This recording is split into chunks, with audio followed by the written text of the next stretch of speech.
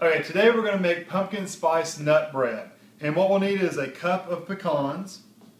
And they can be chopped up. We just took whole pecans and put them in a chopper and just chopped them. A cup of oil, baking soda, and I'll give you specifics when I get to it. Baking powder, 4 eggs. So it's a good rich recipe. Pureed pumpkin, flour, sugar, and of course pumpkin pie spice. And you'll also need some kind of oil to spray your baking pan. So what I've done is I've preheated my oven to 350 degrees and I'm going to let that heat up.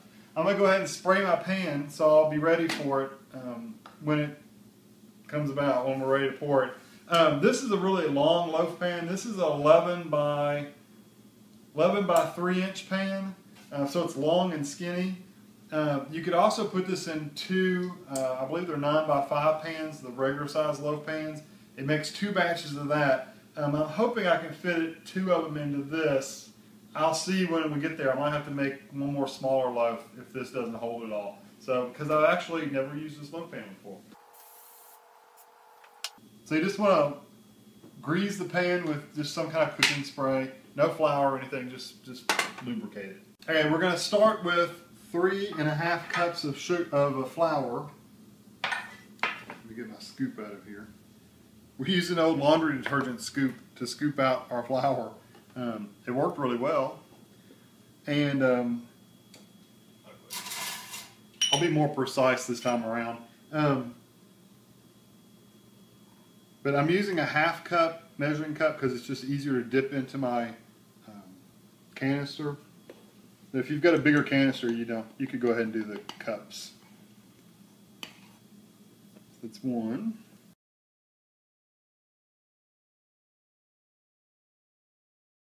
Okay, and we need 2 teaspoons of just baking soda. And I always just use the top of the box to kind of rake it out flat. So 2 teaspoons of that. 1 teaspoon of baking powder. And you need 3 teaspoons of pumpkin spice. And they're going to be big enough? No. I got a ½ teaspoon, so I'll need 6 ½ teaspoons, so 3 full teaspoons. And this, if you just kind of rake it across the top of the container, you don't have to take a knife and strain it out.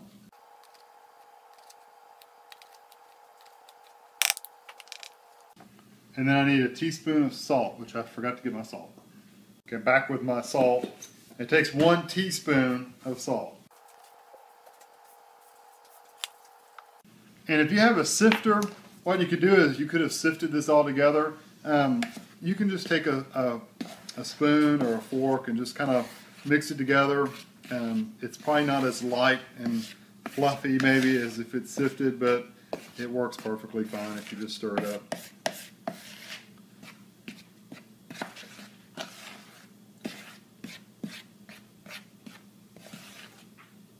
Just take a little time doing it, mixing it all together.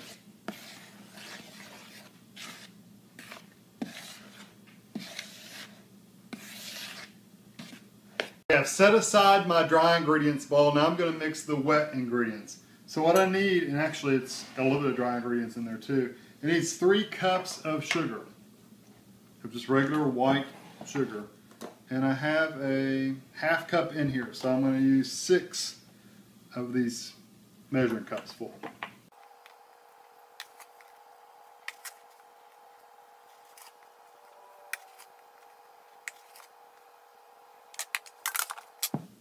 Okay, and then I need to add a cup of vegetable oil. Try to get out as much as I can off so it won't run on the counter. Okay, now you add your 4 eggs.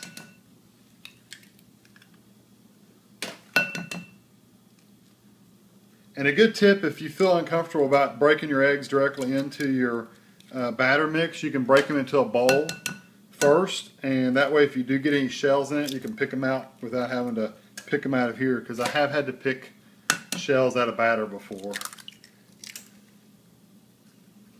And then our pumpkin, and you get a whole can of the pumpkin puree,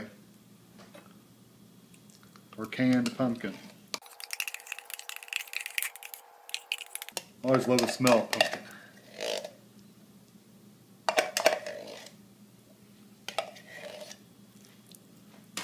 And then I'm just going to basically stir this all up.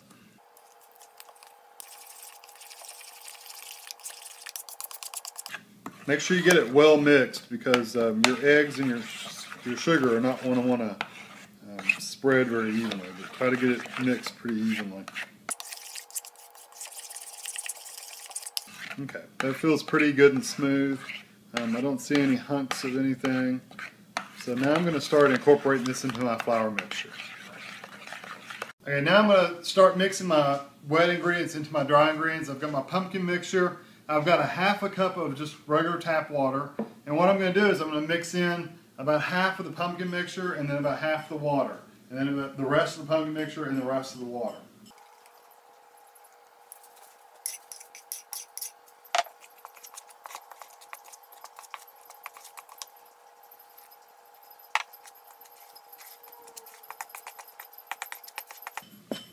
Almost looks like a dough right now.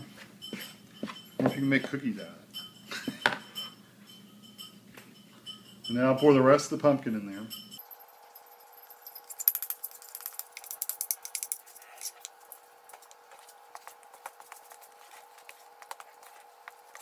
And then once you get the pumpkin pretty much stirred in there, you can add the rest of your water.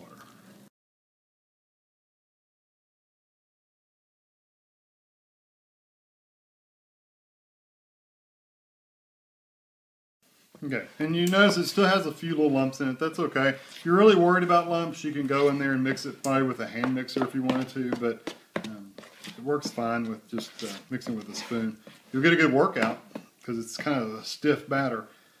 Okay, now what I'm going to do is add my cup of chopped pecans.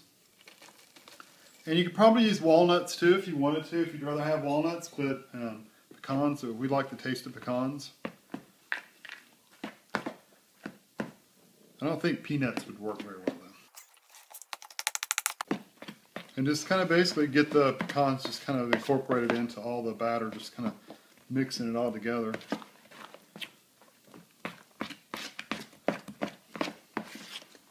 Okay.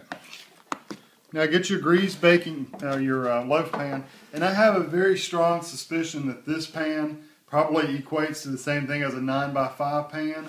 So I bet we're going to have another pan, and the only things we have are 9x5. So I'll get that once I put about half this batter in here.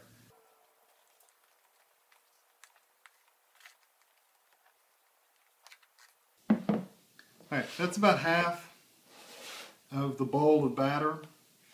And I don't know how, this will probably rise right out of this pan, so right to the top of the pan. So I'm going to go get me another batter loaf pan. Loaf pan, and I did spray it with cooking oil.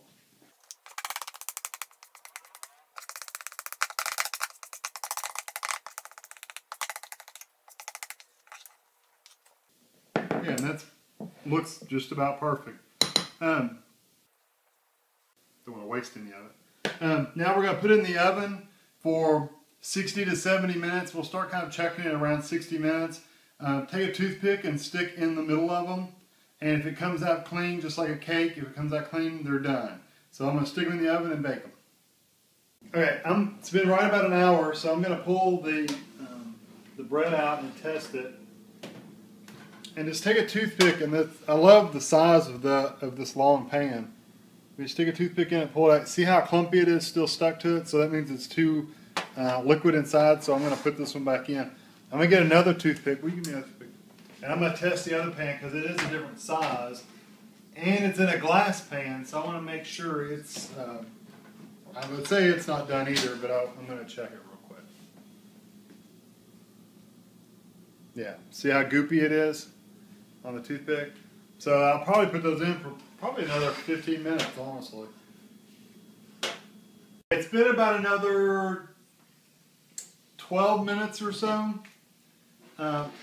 It was so runny a while ago when I checked, I wanted to just double check. So now I'm going to take it, I'm just going to kind of pick another spot and stick it in there pretty deep. And notice it's clean. It comes out really good and clean. So that means that one's finished. I'm going to get a clean one just to make sure. It's hot. and the clean toothpick. So I'm going to let these cool off, and then I'll be ready to take them out of the pans. I have to say, just from me personally, I like crust. I like the outside layer of the bread. I will probably like this better than a bigger area of bread and less crust. This has more crust around the edges, so I'll probably like these slices better than those. We're going to try this hot because me and Tammy both like it kind of warm. So I'm just going to take my knife and just go around the edges. Actually, it's been perfect in this pan. It didn't really stick at all. And I'm going to try to dump it out on, let me get another pot over. I'm going to try to dump it out on this butcher block if I can. Oh yeah, it came right out of there. I love that pan. I will be using that pan in the future. Alright, give me a knife to cut it with. And I don't want really thick slices. Looks wonderful. Smells good. Very hot. And I got some plates here.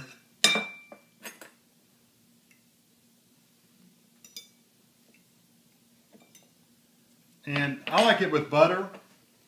Now I'm going to eat the piece that has the crusty part because I like the crusty part.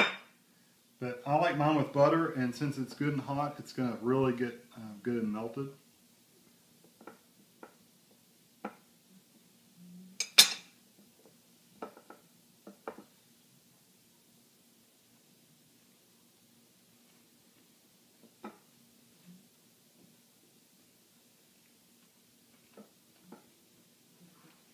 Got a really good flavor. It's not too sweet, so it's a good pumpkin bread. So it's not really like sugary like a cake. It's just a really good pumpkin bread. So if you've ever had pumpkin bread, this is an excellent recipe for that.